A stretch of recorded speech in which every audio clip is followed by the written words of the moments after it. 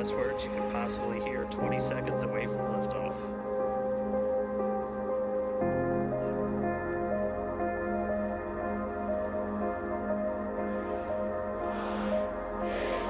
T-minus 5, 4, 3, 2, 1.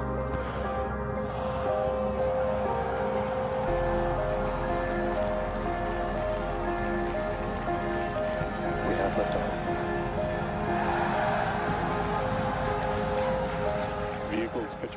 Allez, salut tout le monde et vous allez voir, bienvenue pour cette vidéo un petit peu particulière puisque je vous propose un débrief à chaud, c'est-à-dire sans script ni rien. Je viens à peine de finir le live avec Technique Spatiale et j'avais envie de faire un format un petit peu différent pour vous parler un petit peu de ce qui s'est passé cet après-midi. Vous le verrez sûrement au titre. C'est simplement une grande réussite pour SpaceX, il n'y a pas photo. Il y avait beaucoup de gens qui doutaient. Moi le premier, je m'attendais encore peut-être à un échec ou à les voir recommencer après ce vol avec de nouveaux prototypes. Mais voilà, ça a été une réussite flagrante et ça a été un moment, je dois dire, assez émouvant pour plusieurs raisons. Déjà parce que c'était spectaculaire, bien sûr. Ensuite, le fait de suivre ça en live, de voir un événement aussi spectaculaire, de voir SpaceX tenter quelque chose d'aussi audacieux, comme je l'expliquais en live, pour ne jamais être allé à Boca Chica. Je pense que vous êtes nombreux dans ce cas-là, on réalise même pas l'échelle de ce site de lancement, du site de production et du lanceur en lui-même. Et donc voilà, cet après-midi, on a vu le Starship décoller après une semaine de folie. Lundi, j'y croyais pas à cette date de lancement du 13, très sincèrement. Je pensais qu'on allait avoir peut-être un petit peu plus d'attente, quelques nouveaux rebondissements avec bien sûr la FA qui fait tant parler sur les réseaux. Et voilà, contre toute attente, c'est parti, c'est bien parti, tous les moteurs étaient allumés. Alors bon, je vous préviens, je suis pas là pour faire un débrief technique ni spectaculaire. Comme je vous dis, je tente quelque chose d'un petit peu différent, sans filer moi aussi, puisque encore une fois, j'enregistre tout ça sans script et à chaud. Devant moi, il y a même mon écran de télé, toujours avec le booster B12 perché sur la tour de lancement. Parce que oui, et évidemment, si vous avez manqué cet événement, SpaceX a réussi à rattraper le booster après 6 ou 7 minutes de vol. C'était simplement incroyable. Je pense que j'ai dû crier pas mal sur le live de Technique Spatiale. D'ailleurs, je m'excuse. Je m'excuse encore une nouvelle fois si j'ai bousillé quelques tympans, mais ouais, vraiment c'était une grande surprise, c'était spectaculaire et je pense que c'est vraiment une démonstration technologique et un tournant dans le projet. Et puis bon, ça a une valeur un petit peu particulière pour moi qui suis ce programme depuis pas si longtemps que ça, mais bon, ça fait 3 ans, un petit peu plus de 3 ans que voilà, je monte. Au final, j'ai fait plus de 150 épisodes maintenant à monter ces images en 3D et voilà, là on a vu tout ça se passer sous nos yeux avec de vrais véhicules, avec la vraie tour et c'était incroyable tout simplement. Je risque de me répéter, je vous préviens. En tout cas, que vous dire, c'était une expérience fabuleuse. Après bon, il y a eu cette partie avec le booster bien évidemment. Je vous mettrai quelques images à l'écran notamment qui ont été postées par Elon Musk sans la télémétrie, etc. Où on entend les bangs soniques du booster qui revient. Et puis derrière, il y a eu la seconde partie. Ça, c'était tout le vol avec évidemment le Ship 30, le second étage. Et là encore, en fait, j'étais assez... c'était bizarre de voir que ce que je voyais à l'écran, ça me paraissait quasiment normal. Et j'étais sûr que le retour du Ship 30 allait bien se passer. Alors, on voit bien sur les images qu'il y a... je peux pas vous les montrer maintenant parce que j'ai pas le temps malheureusement. Mais il y a toujours des points faibles sur les ailerons du véhicule apparemment. En tout cas, et ben voilà, sans surprise, comme pour le Ship 29, la rentrée s'est bien passée. Et enfin bon, le Ship 29 avait beaucoup souffert, mais c'est aussi pour ça qu'on était confiant pour le Ship 30.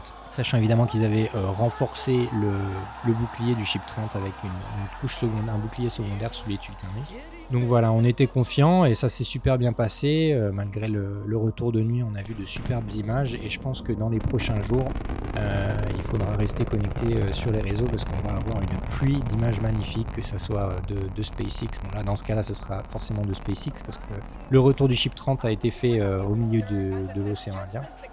Mais aussi évidemment pour tout ce qui est rattrapage du booster, j'ai déjà vu des choses passer sur Twitter, des images incroyables, des superbes photos, etc. C'est aussi pour ça que je tenais à vous faire ce petit débrief tranquille, au calme.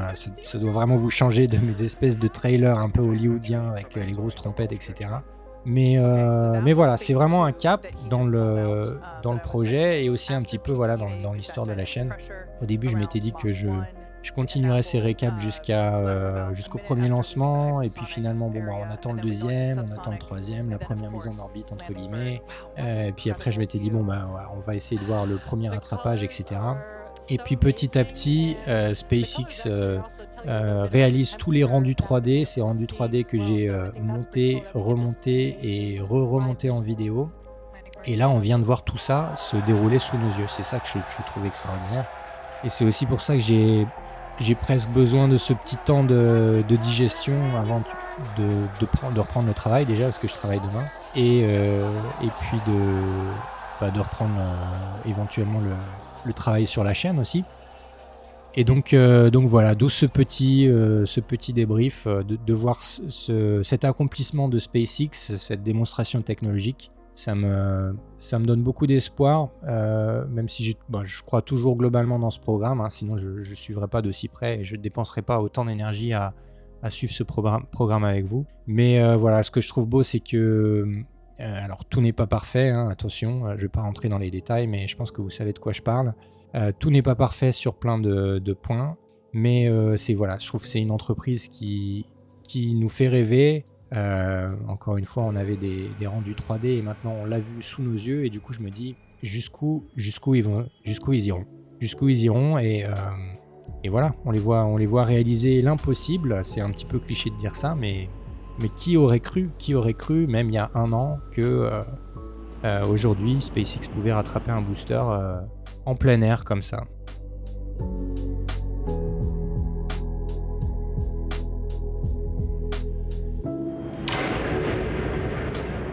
Donc voilà, encore une fois, c'est une petite vidéo à chaud de débrief, vraiment à cœur ouvert et comme je disais sans script, d'ailleurs ça doit s'entendre à ma voix.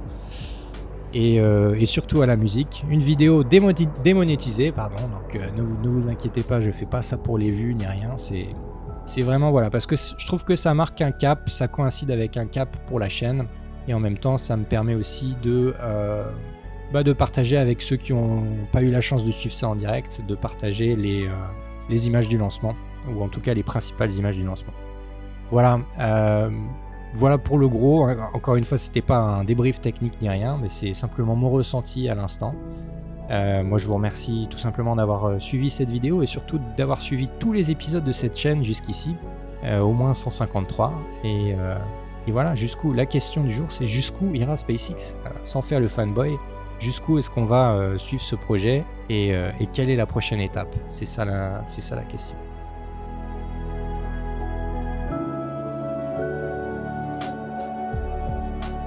En tout cas, voilà, je vous laisse là-dessus, sur ces belles paroles. Je vous dis encore une fois merci de suivre la chaîne aussi nombreux, merci pour tous vos commentaires. Prenez bien soin de vous. Ciao.